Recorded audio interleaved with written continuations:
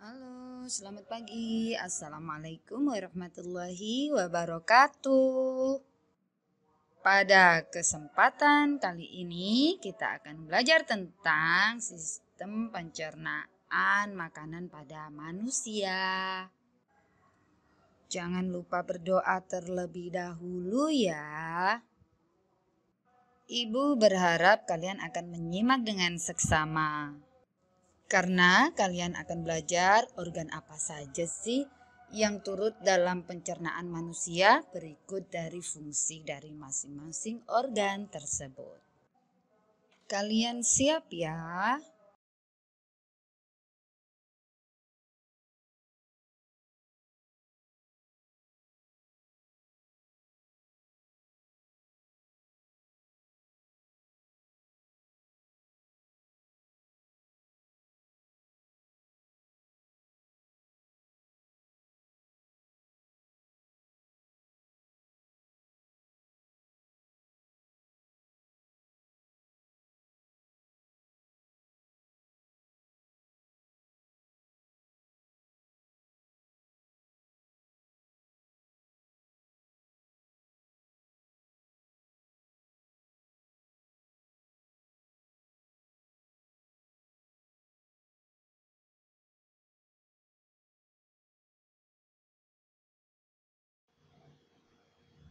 Sistem pencernaan makanan pada manusia dimulai dari mulut. Nah, di dalam mulut ini terdapat rongga mulut. Di antaranya ada yang namanya gigi. Nah, itu bisa kalian lihat bagian-bagian dari gigi. Yang di depan itu adalah gigi seri, kemudian ada gigi taring, dan ada gigi geraham. Apa fungsi dari masing-masing gigi itu? Pada gigi seri, di sini untuk memotong makanan. Kemudian ada gigi taring untuk mengoyak makanan, biasanya untuk daging yang keras. Kemudian ada gigi geraham di sini. Yang belakang ini untuk menggiling makanan atau menggilas makanan. Ini dari bagian-bagian gigi kita. Ini bagian-bagian gigi dewasa. Selain dari gigi, di dalam rongga mulut juga terdapat lidah. Nah, lidah ini juga banyak sekali manfaatnya. Di antaranya, ini meletakkan posisi makanan saat dikunyah. Kemudian di dalam lidah ini terdapat bintil-bintil lidah yang berfungsi untuk mengecap rasa. Nah, bisa kalian lihat ada pahit, ada asam, ada asin, kemudian juga ada manis yang di ujung lidah. Ini mengecap rasa. Ini juga bisa membantu kita untuk mengenali makanan. Makanan tersebut sudah basi atau beracun karena rasanya biasanya berbeda. Nah, ini juga membantu kita. Kemudian membantu berbicara juga. Tapi di sini kita akan membahas untuk pencernaan makanan saja ya. Jadi dibantu juga oleh gigi untuk mengatur letak makanan saat dikunyah atau untuk mengecap rasa juga. Nah, kemudian setelah dari gigi di sini juga dibantu oleh yang namanya kelenjar ludah. Kelenjar ludah ini menghasilkan air ludah yang di dalamnya atau air liur ya, yang kalian bisa tahu itu di dalam air ludah atau air liur itu mengandung yang namanya enzim amilase. Enzim amilase ini berguna untuk mengubah pati menjadi maltosa atau glukosa.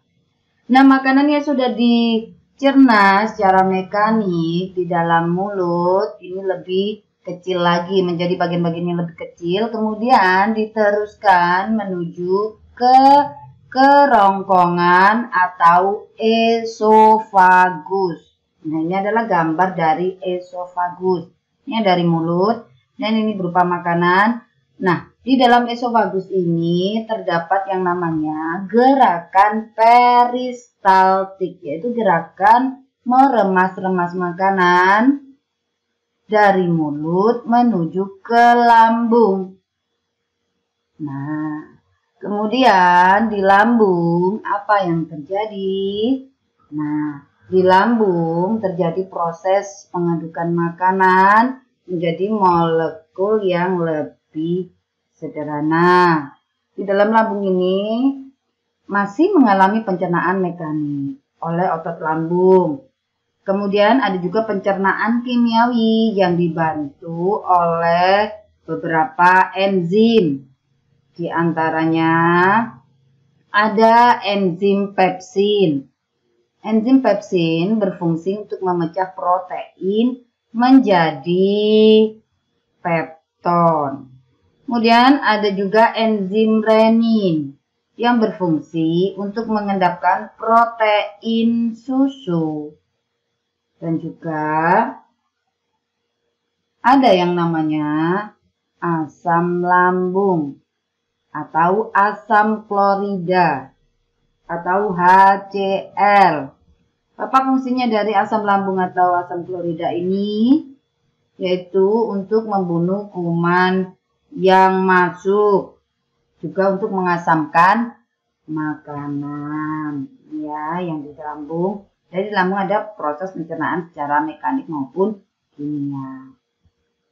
Nah, kemudian makanan yang sudah berada di lambung ini dia berubah menjadi kim. Apa kim itu? Kim itu sudah berupa cairan dengan molekul yang lebih kecil. Nah, kemudian kim ini diteruskan menuju ke usus halus. Nah, bisa kalian lihat ya. Usus halus ini terbagi menjadi 3. Ada duodenum atau usus 12 jari. Kemudian ada jejunum atau usus kosong. Atau ada juga yang bilang usus kecil. Kemudian ada yang namanya usus penyerapan atau ileum. Nah, di dalam usus halus ini terjadi proses pencernaan kimiawi, yaitu berupa penyerapan sari-sari makanan. Nah, ada beberapa enzim yang membantu di dalam terjadinya proses pencernaan kimiawi di usus halus ini, yaitu diantaranya ada enzim sukrase. Enzim sukrase ini berfungsi memecah sukrosa menjadi glukosa dan frukosa. Kemudian ada enzim maltase yang berfungsi memecah maltosa menjadi glukosa. Ada juga enzim laktase yang berfungsi memecah laktosa menjadi glukosa dan galaktosa. Kemudian ada lagi enzim peptidase berfungsi memecah polipeptida menjadi asam amino. Ada juga beberapa organ yang membantu dalam proses pencernaan di usus halus. Di antaranya ada hati. Hati menghasilkan cairan empedu yang berguna untuk mencerna lemak.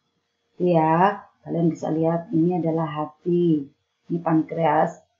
Nah, kemudian di dalam pankreas ini menghasilkan enzim-enzim dan hormon insulin yang berguna untuk menjaga kadar gula darah dalam tubuh. Nah, pankreas ini enzim-enzim dan hormon insulinnya disimpan di dalam kantong pankreas, kemudian dikirim melalui ke usus halus.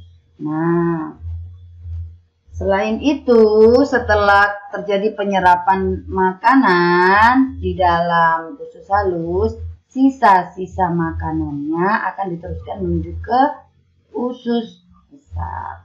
Nah, selain itu ada juga penyerapan air dan mineral di dalam usus besar ini. Nah, sisa-sisa makanan tadi yang tidak tercerna akan masuk ke dalam usus besar dan akan mengalami pembusukan oleh bakteri E. coli atau Escherichia coli. Nah, Bagian apa saja yang dilewati dalam usus besar? Ada 3 bagian di sini, yaitu ada kolon ascendens bagian naik, ada kolon transversum bagian mendatar, dan melewati kolon descendens bagian menurun. Sisa-sisa makanan tersebut akan melewati bagian naik, mendatar, dan bagian menurunnya, kemudian melewati rektum dan anus atau lubang tempat keluarnya kotoran atau feses atau sisa-sisa pencernaan. Jadi urutannya bisa kalian lihat dari mulut ke esofagus, ke lambung, ke usus halus, usus besar, dan berakhir di anus.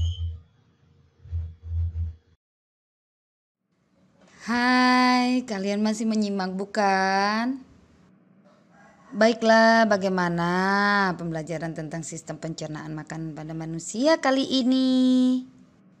Kalian sudah paham tentang urutan proses pencernaan pada manusia bukan? Agar lebih memudahkan dan lebih paham, bisa kalian mengisi pada LKPD yang sudah Ibu berikan. Bagaimana? Lebih mudah bukan?